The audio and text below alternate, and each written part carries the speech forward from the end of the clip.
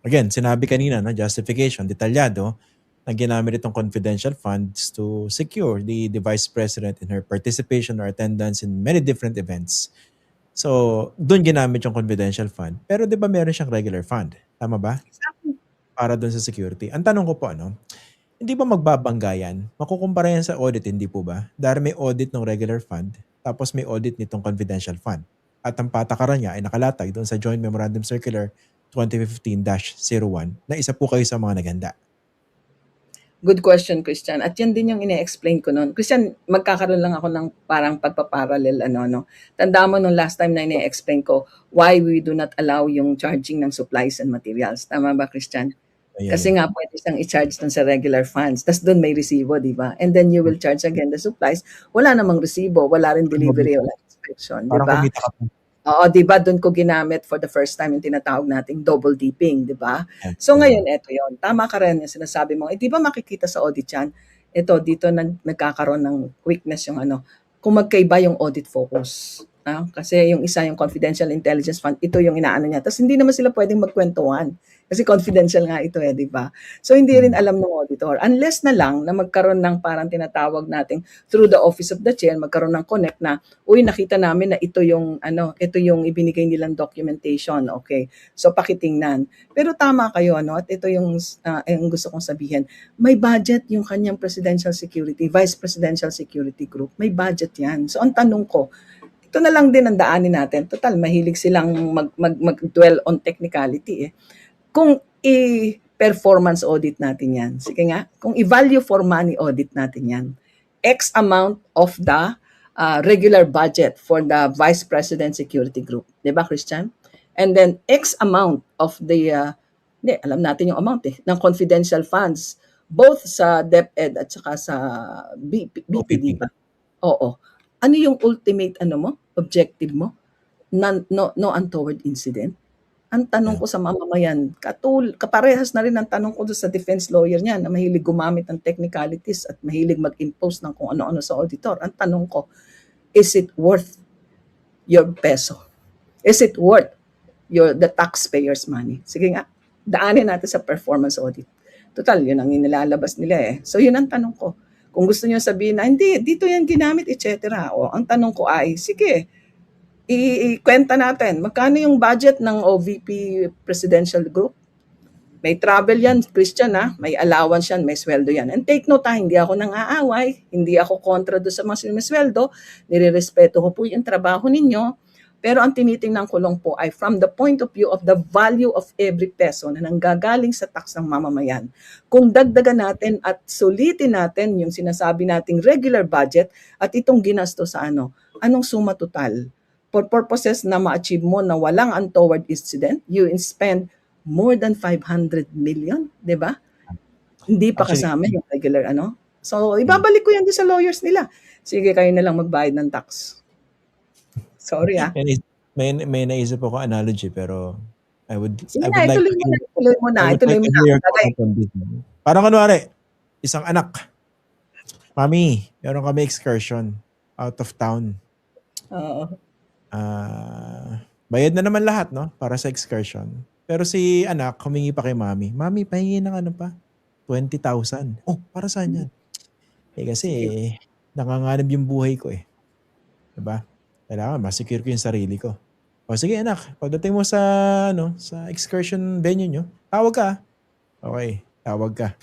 Mami, safe ako, wala nangyaring masama sa akin. Sulit na sulit yung 20,000 na binigay mo sa akin.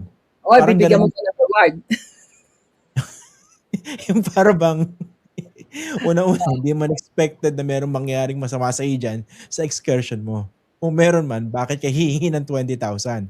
Meron naman mga police dyan, merong mga security guard siguro yung school nyo. Meron kayong mga marshal to be able to secure you. Diba? Parang roughly nang isa ko naisip. Pero yung pangalawa, medyo, seryoso, no? Nabother ako rin sa sinasabi yung double dipping, no? Kasi pwede palang ganito yung mangyari. Kunwari, merong pondo para sa security ng Vice President doon sa regular fund. So, doon gagamitin, di ba? Check kung merong mga nagtatangkang manakit sa kanya o pumatay. Pero pangalawa, gagamitin ko yung same justification para gamitin yung confidential fund for that same purpose. Miski hindi ko naman ginamit doon. Pero dahil medyo kakaiba yung pag-audit doon, pwede ko i-bulsa yun, hindi po ba? Sasabihin ko lang, natanggap nitong si Juan, natanggap ni Ah, Edu Manzanas, natanggap sorry. ni Dalai Llamas, itong ganitong halaga. There's no way to find out dahil ilalagay mo ano 'yan, payment for information, not Exactly. reward. At ang Ah, gagamitin mong, gauge of success or measure of success, wala po nangyari sa kanya, eh. 'Di ba napaka-ridiculous? Puwede kang remember nakawan at mm. mag-thank you ka pa sa kanya. Remember, Christian, in one of the separate interviews, sinabi ko mabait yung auditor. Pag ako ay nag-audit nun, i-disallow ko yung purchase of information. And then sabi, bakit? Eh, di ba pasok yung purchase of information doon sa mga allowable? Di ba, Christian? Mm, Sabi ko, kasi hindi naman nila na-establish yung halaga ng information na binili nila on the basis of the confidential activities na niline up nila, na pupuntuhan nila, di ba? yeah. So, di ba, pangita? Kasi pa nag-audit ka, hindi ka piecemeal You look at the entire ano. Kaya nga kanina, di ba, yung example mo maganda, madaling makarelate. Pero yung example ko, para higitin din natin sa usapang technical. O sige, sige, hindi ako lalayo dyan. Performance audit tayo. O sige, di Tama, ba? tama. Doon Mm, natin makikita. Itong output na ito, bubuhusan natin ng ganito karaming pera. Di ba? Pero iba yon ha. Huwag nating sabihin na yan ang confidential. Magkaiba yung audit nila. So parang correct. ang tanong ko ay, yun nga, pag ako yung nag-audit, kahit yung purchase of information, di ko pa lulusutin. Even if it is within the joint circular. Why? Because if I look at the entire package, di ba? Tinitingnan mo yung confidential funds as a whole, di ba? In terms of ano yung purpose, ano yung processes, ano yung requirements, ano yung liquidation, ano yung output, etc. No? So, ang ibig sabihin nito, pag sinabi mong purchase of information, aba, Christian, hindi 5, 25 o 20 mil ang binayad mo sa purchase of information. Tama ba ako? Kaya wag Hmm, ko kayong magalit sa amin. Bakit kami nagpupuputak at bakit namin pinaghihirapang establish ito? Diyos ko Lord, milyon-milyong peso po ang ibinabayad dito sa information na ito.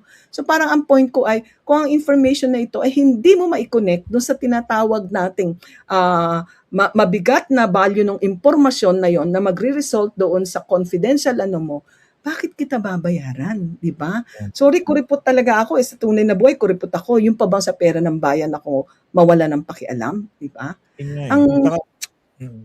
Sorry, ang isang understanding ko diyan para pag-usapan yung value ng impormasyon na ibibigay sa'yo, yung binigay ba siya impormasyon, nagturo kunwari sa isang terorista, sa isang Osama Bin exactly. Laden, kunwari Oo. lang 'no, Mm. exaggerated. Para malaman natin na merong value. Pero yung sinabi lang na kunwari, baka may dumating na ano, terorista, Puwede mo Oo. imbentahin 'yan, hindi po ba? Oo. Then Oo, Christian, if I may paliwanag ha, hindi sige. hindi ko by saying this, hindi ako nagmamarunong na parang, "Ay mas magaling ako doon sa ano." No. Nagpapaliwanag ako ng ganito para mas makita ng taong bayan yung kagandahan ng audit, 'di ba? Kasi I keep on saying ang audit hindi yan biased, Ang audit wala yang pinapanigan. Ang audit ay dapat, kakampi, ang auditor kakampi ng mamamayan, 'di ba? Huwag niyo na akong tingnan dahil totoo naman bias na ako ngayon for prosecution. Ay bakit? Ay hindi na po ako auditor, okay? Ay hindi naman din ako judge, so wala kayong pakialam kung bias ako for the prosecution. And I would have to correct, bias ako sa auditor. Yun ang mas tama, di ba? So yun lang ang gusto kong habulin dahil kailangan natin ipaliwanag na ito yung mga dapat nakita ng audit. At mabait pa nga yung auditor. Kasi nga inalaw niya yung purchase of information. Dahil ang sabi nila, take note Christian gusto ko tong ipunto kasi ito dito sumentro yung mga tanong ni attorney kanina.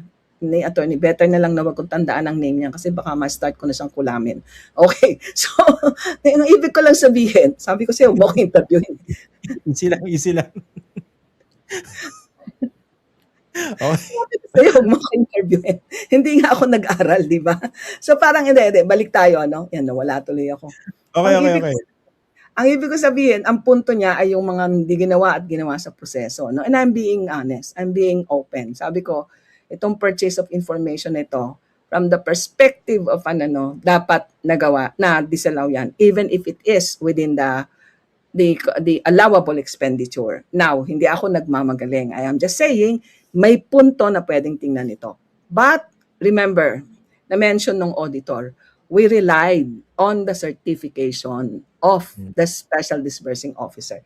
Yun ang may bigat doon. And remember, Christian, ever since nag-i-interview tayo, yun ang lagi kong sinasabi.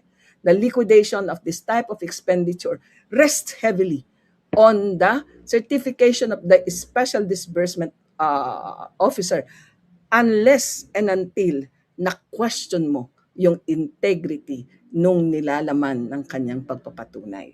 Kasi tinanong niya, di ba, does ICFAO evaluates, di ba? Tinanong niya, nag-i-evaluate ba ang ICFAO ng internal control? Christian, ako, I would have to apologize sa iyo at saka sa mga viewers. Bakit ako sobrang passionate? Sobrang sama ng loob ko. Bakit? Auditor yung nagtatanong. Hindi auditor. Accountant yung nagtatanong. As an accountant, alam mo ang importansya ng internal control. Alam mo kung sino dapat may responsibilidad sa pag-a-adapt ng internal control. Pero sasagutin ko yung hindi nasagot ng auditor. Kasi yun ang role natin di ba? Hindi kailangang i-evaluate. Alam mo kung bakit?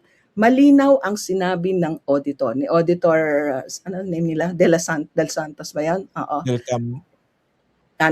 Campo? Del Campo.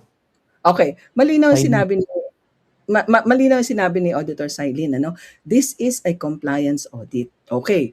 Ano yung provision doon sa responsibility of the head of office under paragraph 6? I'm not specific kung 6.3 or something. Nakalagay doon, the head of office is responsible for the adoption of internal control and adequate procedures necessary to prevent XXX. I might just be from rote memory lang, hindi ko na masyadong ma-coach. So, ang ibig sabihin dito, the auditor is taking note of the non-compliance or the failure of the head of office to comply with the responsibilities as stated in the joint circular. So, hindi na natin pinag-uusapan ditong may K ka ba or nag-evaluate ba kayo ng internal control? Hello? Compliance audit. Check. Sabi dito, responsibilidad mo, mag-adapt ka ng internal control. Obvious naman, yung cash advance, hindi pwedeng ilipat. That's part of internal control, right? Pero inilipat mo. Kailangan pa ba natin ang mahabang salaysaya ng evaluation para lang masabi na tama yung nito? And take note, may follow-up siya. Sabi niya, naandun po ba sa disallowance yung internal control? Ay, nalungkot ako lalo. Kasi kasama ito sa, palagay ko, iimbitahin ko siyang mag-follow ng Facebook ko. Kasama doon sa mga pinopost ko, di ba? Yung sabi ko, ang audit observation can be weaknesses in internal control or deficiencies. But in the case na walang, sinabi pa natin ng pecuniary, pinadefine mo pa ako ng pecuniary, may na ako mag-English, kaya financial losses na lang. Pwedeng, hindi na umapir sa disallowance. Tama, Christian? Kaya wag niyang hanapin. Pero pass siya sa akin dahil hindi naman siya nakakaintindi pa masyado ng COA. Pero napakasakit sa akin. This is personal. Masakit sa akin that a fellow accountant will be talking about internal control and raising doubts on the dinidistort considering na isa kang accountant. Wala akong hahanapin sa defense lawyer na hindi accountant. But for an accountant, masakit sa akin yon kasi kakambal yan ng isang audit, ng isang accountant. Alam mo kung anong kahalagahan ng tinatawag nating internal control. So when you raise the issue in terms of does ICFAO evaluates, etc., you're literally bending the things that you should be promoting as an accountant.